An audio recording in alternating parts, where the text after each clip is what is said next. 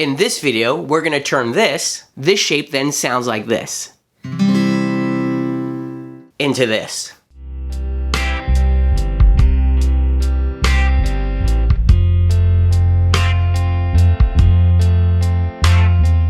Hi, I'm Joe and welcome to the channel. If you're new here, please consider subscribing below. It does support the channel and I appreciate it very much. Also, we're doing a whole series of videos here where we're showing two chords that make a specific combination that you'll find in most chord progressions. So if you ring the bell down below, you'll also be notified when the next one comes out. In this video, we're going to look at the C major and F major chord. This video is broken into 4 parts. In the first part, I'm going to show you the C and F major chord shapes.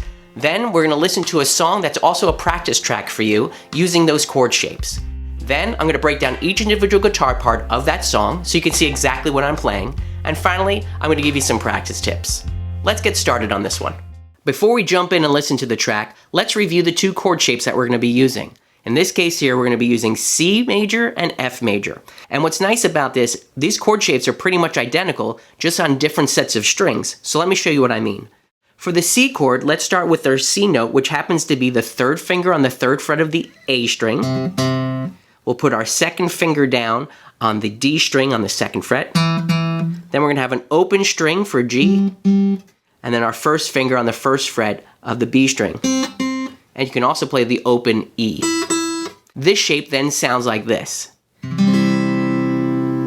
What's nice about this is when we want to go to the F chord, it's a very simple move. We just have to take our top 2 fingers and move them down 1 set of strings, so closer to the floor. We now have the top half of the F chord, and we left our 1st finger alone. It's still playing that C note on the B string of the 1st fret. We have to do something different with our 1st finger, and that's going to be this. Our 1st finger on the 1st fret of the B string, we also want to play the 1st fret of the E string. So remember our A chord in a previous video where we were barring our 1st finger?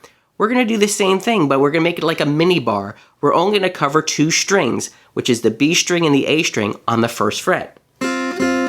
So you want to have that sound, but you want that with this shape on top. And that's your F chord. So again, let's review quickly. From the C to the F, kind of roll your 1st finger back to pick up the high E string on the 1st fret, and you have your F chord. C to F. Now that's a little tricky, and I would just practice switching between those 2 for now. Once you get those underneath your fingers though, you're good to go. Let's go ahead and move over to the song.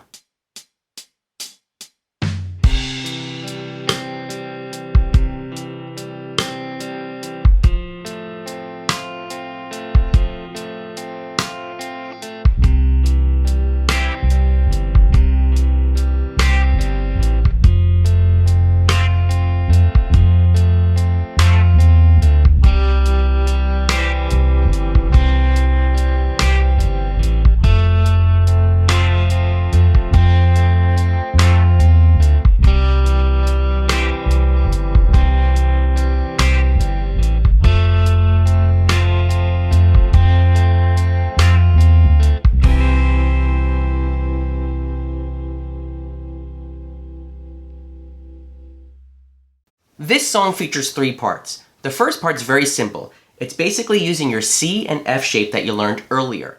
And what we're going to do is we're going to arpeggiate the chords. So instead of playing them as a full block, we're going to play each individual note by themselves. That's called an arpeggio. It goes like this. To the F. Back to the C. And you're just going to repeat that over and over again. The tricky part with this though is to keep it nice and smooth in between each note and make sure that each note is ringing clear. If it's not ringing clear, either one of 2 things are happening. Either you're not pressing down hard enough on the fretboard, or one of your fingers is dampening the string below it. So just check your fingerings, and again, make sure that everything rings true and you're playing each individual note an equal duration and length. Before we get to the second part, let me share something that's a little bit different about this song than the other songs previously in this series. The previous songs in this series were in 4/4 time, meaning that you had 1, 2, 3, 4. 4 beats per measure, and the quarter note got the 1 beat. Well, this song is in a 6/8 time, so the 8th note is now getting the beat. And 6/8 makes it feel a little bit like a waltz or a swing. Da da da da da da da da da da da da. 1, 2, 3, 4, 5, 6. 1, 2, 3, 4, 5, 6. And so the first part complemented that very well. 1, 2, 3, 4, 5, 6. 1, 2, 3, 4, 5, 6. I just wanted to share that with you before we moved on to the second part, just because this song has a different feel to it. The second part of the song is based off of the F shape, but what I'm doing is I'm removing my 3rd finger and I'm sliding it up.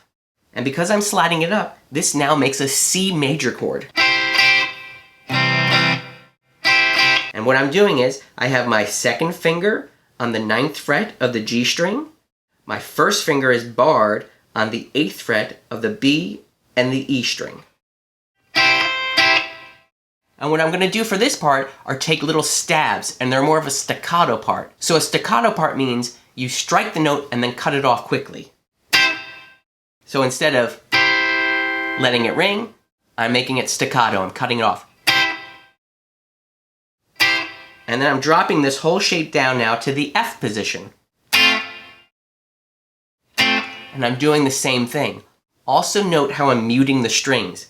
After I strike the chord, I'm using my palm of my hand here to dampen the strings, and up top, I'm taking my extra fingers and covering them over the string. Because I don't want anything else to sound out. I just want to hear the stab, and then quickly dampen it. So that parting happens on the 4 when you're counting. 1, 2, 3, 4, 5, 6. 1, 2, 3, 4, 5, 6. 1, 2, 3, 4, 5, 6. 1, 2, 3, 4, 5, 6. For the third part, we're back to the open position chords up here. But what I'm going to do is I'm going to remove a finger. I'm going to get rid of this 3rd finger here. And I'm going to start actually picking on the open G string first, then going to the E that's on the D string, and then jumping over and hitting the C that's on the B string. So this part sounds like this. And then I'm going to put my F chord down and do that same pattern. Start with the middle string, then go up towards you to the D string, and then jump over and hit the B string. And I put a little tremolo on, and let's hear what it sounds like.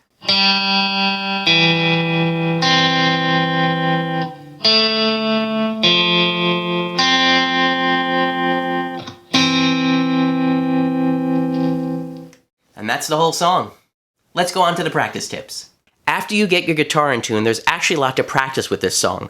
First, obviously, get those shapes underneath your fingers first. But then, practice arpeggiating each chord and then switching to the next chord, especially going from the C to the F.